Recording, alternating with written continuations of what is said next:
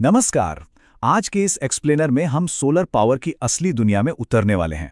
हम अक्सर घर की छतों पर लगे उन छोटे छोटे सोलर पैनल्स को देखते हैं, लेकिन आज बात सिर्फ वहां तक सीमित नहीं रहेगी।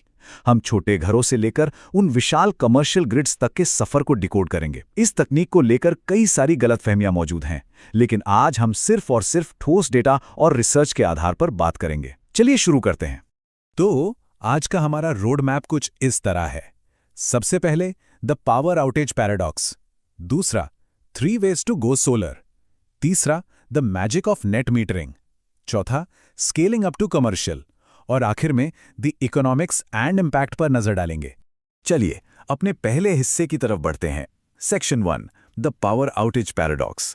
यहां हम उस एक बहुत ही कॉमन गलतफहमी को दूर करने वाले हैं जो अक्सर रिन्यूएबल एनर्जी के बारे में बात करते समय सबसे पहले दिमाग में आती है। अब अगर तर्क के हिसाब से देखा जाए तो बाहर तेज धूप है और छत पर सोलर पैनल लगे हैं, तो पावर कट होने पर भी बिल्डिंग में बिजली बिना किसी रुकावट के आनी चाहिए, है ना।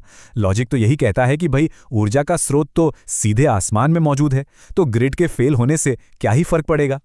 लेकिन हैरानी की बात यह है कि आम तौर पर ऐसा नहीं होता। जी हां, असलियत यह है कि जब मेन पावर ग्रिड ऑफलाइन हो जाता है तो ज्यादातर स्टैंडर्ड रेसिडेंशियल सोलर सेटअप पूरी तरह से काम करना बंद कर देते हैं। मतलब चिलचिलाती धूप में भी घर में पूरी तरह से अंधेरा हो सकता है।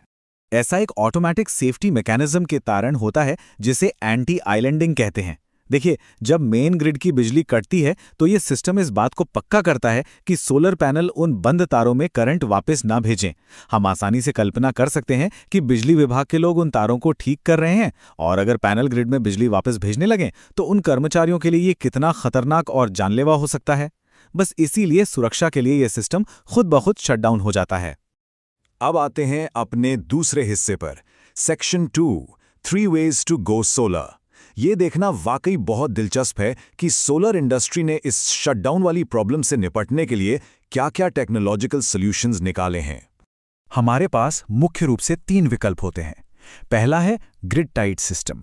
ये सबसे कॉमन है, लेकिन जैसा कि हमने अभी देखा, ब्लैकआउट के दौरान सेफ्टी के लिए ये बंद हो जाता है। दूसरा है ऑफ ग्रिड सेटअप। ये मेन ग्रिड से पूरी तरह इंडिपेंडेंट होता है और बैटरी के जरिए 2400 घंटे बिजली देता है। और फिर आता है तीसरा, हाइब्रिड सिस्टम।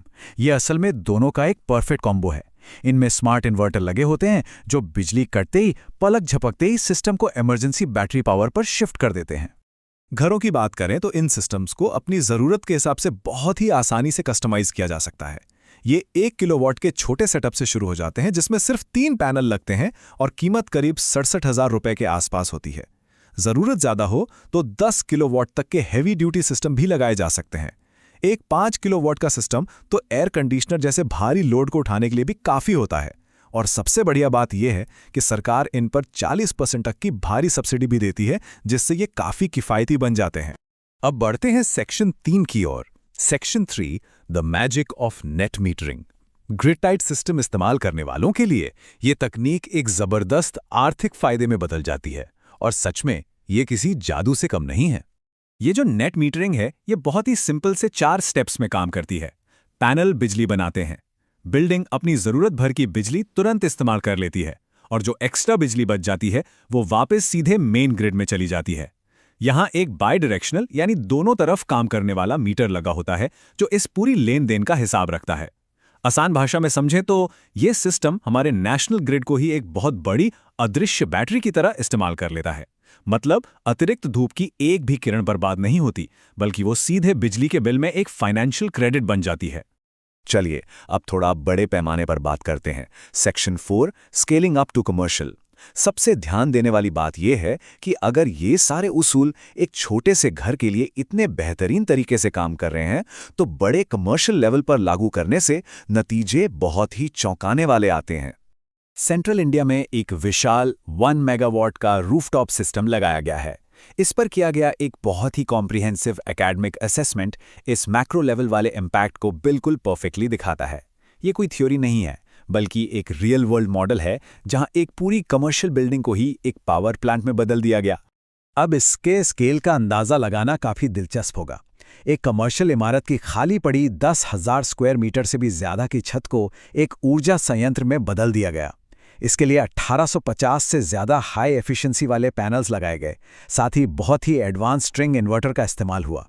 इसका फ़ायदा ये है कि अगर छत के किसी हिस्से पर थोड़ी छाया भी पड़ रही हो, तब भी सिस्टम अधिकतम बिजली बनाता रहता है। ये पूरा सेटअप एल्यूमिनियम के स्ट्रक्चर्स पर 20 से 25 डिग्री के झुकाव पर सेट किया गया है। और अब आते हैं सबसे अहम हिस्से पर, section 5, the economics and impact. जब हम इतने विशाल हार्डवेयर सेटअप को डेटा और रुपयों पैसों के गणित में बदलते हैं, तब जाके ये तस्वीर बिल्कुल साफ होती है कि बड़े-बड़े कमर्शियल ऑपरेटर्स इस तकनीक को अपनाने के लिए इतनी दिलचस्पी क्यों दिखा रहे हैं। देखिए, इस 1 मेगावाट के सिस्टम को लगाने में करीब 4.2 करोड़ रुपए का भारी भरकम निवेश हुआ था, लेकिन इसका पेबैक पीरियड, यानी वो समय जिसमें ये पूरी लागत वसूल हो जाएगी, वो सिर्फ 7.06 साल है। ये वाकई हैरान करने वाला है। इसका सीधा सा मतलब ये हुआ कि 25 साल की लाइफ साइकिल वाले इस सिस्टम में शुरुआती 7 सालों के बाद के लगभग 18 साल पूरी तरह से सिर्फ और सिर्फ शुद्ध मुनाफे के होंगे। और ये जो इतनी तेजी से लागत वसूल हो रही है, इसके पीछे इस सिस्टम की जबरदस्त क्षमता है। ये हर साल करीब 1.65 मिलियन, जी हां, 16.5 लाख यूनिट बिजली पैदा करती है। ये अमाउंट इतना बड़ा है कि एक विशाल कमर्शियल कॉम्प्लेक्स की बिजली की ज़रूरतें इससे आसानी से पूरी हो जाती हैं। अगर पूरे 25 सालों का हिसाब लगाएं और बिजली की औसत लागत निकालें, तो ये गिरकर हैरान करने वाले लेवल पर आ जाती है, सिर्फ 2.60 से 2.80 रुपए प्रति यूनिट। ये कमर्शियल ग्रिड के जो स्टैंडर्ड टैरिफ होते हैं, उनसे कहीं ज्यादा सस्ता है। और साफ है कि बिजली जितनी सस्ती होगी, बिजनेस का मुनाफा उतना ही ज्यादा बढ़ेगा। लेकिन बात सिर्फ पैसों पर आकर नहीं रुकती। इस आर्थिक फायदे से बहुत आगे, छत पर लगा ये अकेला सिस्टम हर साल 1500 टन कार्बन डाइऑक्साइड के एमिशन को रोकता है। अगर इसे पर्यावरण के नजरिए से समझें, तो ये अपने पूरे जीवन काल में 60,000 से ज्यादा पेड़ लगाने के बराबर का पॉजिटिव इम्पैक्ट है। और अगर किसी को लगे कि ये सब सिर्फ किताबी बातें हैं, तो ऐसा बिल्कुल नहीं है। मतलब जैसे एडवांस सॉफ्टवेयर से किए गए सिमुलेशन ये साबित करते हैं कि ये सिस्टम 75% से भी ज़्यादा का एक बेहतरीन परफॉर्मेंस रेशियो मेंटेन करता है।